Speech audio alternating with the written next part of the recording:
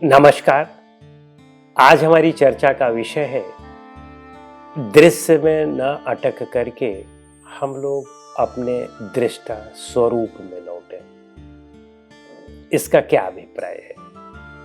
वस्तुतः इस संसार में दो तत्व हैं, एक पुरुष है, दूसरा प्रकृति है। योग और सांख्य यही मानते हैं। हमें अपने स्वरूप में आना है क्योंकि हम पुरुष हैं, हम प्रकृति नहीं हैं, लेकिन उपाधिवश प्रकृति में फंसे हुए हैं। तो प्रकृति में उपाधिवश फंसे हुए हैं अपनी अज्ञानता के कारण, बोध न होने के कारण। हमने जन्म लिया, अब हम इससे मुक्त कैसे हो? यदि हम प्रकृति में फंसते ही जाएंगे तो और भी बंधते जाएंगे, और बंधन ही दुख है। योग दर्शन कहता है कि दृष्ट दृश्यो संयोगो हेय हेतु। दृष्टा और दृश्य का संयोग ही दुख का मुख्य कारण है, मूल कारण है। पुरुष का प्रकृति से संयोग ही दुख का कारण है। तो प्रकृति वस्तुतः यही दृश्य है और पुरुष दृष्टा है। हमें अपने स्वरूप में लौटना है, लेकिन अपने स्वरूप में लौटने के लिए हम यह नहीं कर सकते हैं कि एकदम अचानक अपने स्वरूप में आ गए। हमने सोचा और हम अपने स्वरूप में पहुंच गए, यह संभव नहीं है। इसके लिए हमें दृश्य का सहारा लेना पड़ता है। साधना की प्रारंभिक अवस्था में हमें ऑब्जेक्ट लेना पड़ता है। तो उसी ऑब्जेक्ट के नाम पर हमने ढेर सारे ऑब्जेक्ट बना रखे हैं और ढेर सारे हमने जो है विधियां योग की बना रखी हैं। तो उनमें कोई भी ऑब्जेक्ट आप ले करके और फिर वापस अपनी ओर लौट आए उनकी मदद से। जैसे आपको छत पर पहुंचना है तो सीढ़ी की आवश्यकता होती है। बिना सीढ़ी के छत पर नहीं पहुंच सकते हैं, तो सीढ़ी चाहिए। तो सीढ़ी ही दृश्य है और जो छत है वह हमारा अपना स्वरूप है।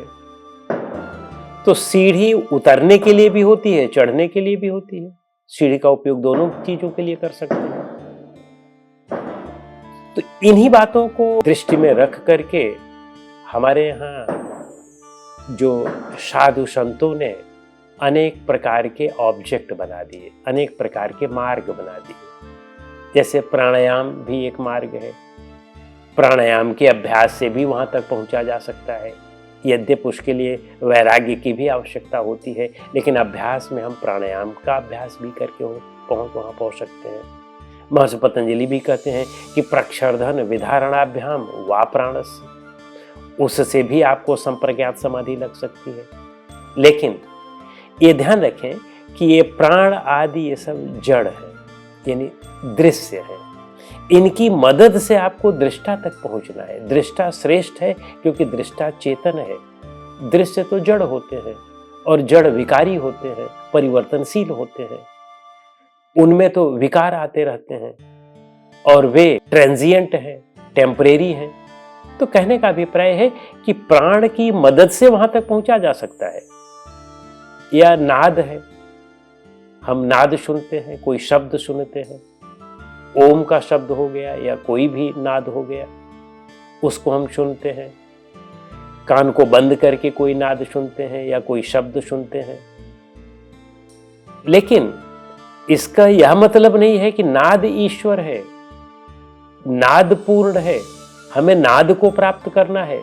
या आपने आंख बंद किया और कोई ज्योति की कल्पना कर ले, या ज्योति दिखाई पड़ रही है, तारा चमक रहा है या सूर्य चमक रहा है या चांद की रोशनी हो रही है, आंख बंद करके आप कल्पित कर ले या आपको दिखाई पड़े, उस पर भी मन को ठहरा सकते हैं।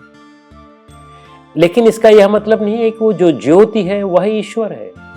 वह ईश्वर नहीं है, वो तो जड़ है। या प्राण, जिस प्राण को आप ऊपर नीचे ले जा रहे हैं वह तो जड़ है, उसकी मदद जरूर आप ले सकते हैं। या नाद जो आप सुन रहे हैं उसकी मदद ले सकते हैं। नाद योग बन गया है, स्वर योग बन गया है। तो वास्तव में ये साधन है, ये दृश्य है, ये जड़ है। इनकी मदद से हमें दृष्टा के स्वरूप में वापस होना है। तो प्रारंभ में जैसा कि महर्षि भी कहते हैं कि वितर्क विचार आनंद अस्मिता अनुगमात संप्रज्ञात, यानी वितर्क विचार आनंद और अस्मिता, इनको आलंबन बना करके आप संप्रज्ञात समाधि तक पहुंच सकते हैं। लेकिन अंततः कहते हैं कि विराम प्रत्याभ्यास पूर्व संस्कार शेषो नित्य। जब उस आलंबन को भी आपने छोड़ दिया, दृश्य जगत को पूर्णता छोड़ करके अपने स्वरूप में आ गए, तब वह असंप्रज्ञात समाधि है। पहले असंप्रज्ञात समाधि नहीं हुई, पहले तो वह संप्रज्ञात है। पहला स्टेप है वह। अंतिम स्टेप है कि आपने दृश्य को भी छोड़ दिया, आपने अब सीढ़ी भी छोड़ दी, तब आप छत पर पहुंचेंगे। सीढ़ी को पकड़े रहेंगे तो छत पर कैसे पहुंचेंगे? तो छत पर पहुंचना है तो सीढ़ी भी छोड़ना पड़ेगा। हमारे यहाँ गलती ये हुई है कि हमने सीढ़ी को ही भगवान मान लिया है, सीढ़ी को ही अपना स्वरूप मान लिया है। आंख बंद करके कोई ज्योति दिखाई पड़ गई तो हम सोचे कि बस अब ज्योति ही ईश्वर है। और हमारे यहाँ गुरुओं ने बताया भी है, हठ योगियों ने या धूर्त गुरुओं ने यही बताया है कि बस वही ईश्वर है। आपने मंत्र जप लिया और मंत्र जप लिया, बस मंत्र ही ईश्वर है। आपने प्राणायाम की साधना कर ली, श्वास को ऊपर नीचे कर लिया, प्राण और अपान में उसको हवन कर लिया, बस प्राण और अपान, उसी को हमने ईश्वर मान लिया, उसी को हमने आत्मस्वरूप मान लिया। लेकिन ये सब तो जड़ है, ये सब साधन मात्र है। कोई भी साधन आप अपना सकते हैं इसमें, लेकिन साधन पूर्ण सत्य नहीं है। पहुंचना आपको अपने आप में है। जब आपको पूरी तरह से निराधार हो जाएंगे, सारे साधनों को छोड़ करके अपने स्वरूप में आश्रित हो जाएंगे, तदा दृष्टु स्वरूपे अवस्थानम। जब अपने स्वरूप में हो जाएंगे तब उसे हम ईश्वर प्राप्ति कहते हैं, उसे हम ईश्वर स्थिति कहते हैं, उसे हम आत्म स्थिति कहते हैं। और इसीलिए आप देखिए कि हमारे यहाँ कठोपनिषद में आता है, अड़ोरणीयान महतो महीयान आत्मानस्य जंतोर निहितो गुहायाम तम क्रतुः पश्यति वीत शोको धातु प्रसादानम महिमानमात्मान। कहने का इसका मतलब क्या है कि जंतोर निहितो गुहायाम, यानी वह आत्मा जो बहुत अणु से भी सूक्ष्म है और महान से भी महान है, वह हमारे हृदय में स्थित है, यानी हमारा अपना स्वरूप है वह। और यह तो भी कहने का भी एक तरीका है कि हृदय में स्थित है, वह हम ही है। जो मैं कह रहा है वही मैं हूँ, वही आत्मा है।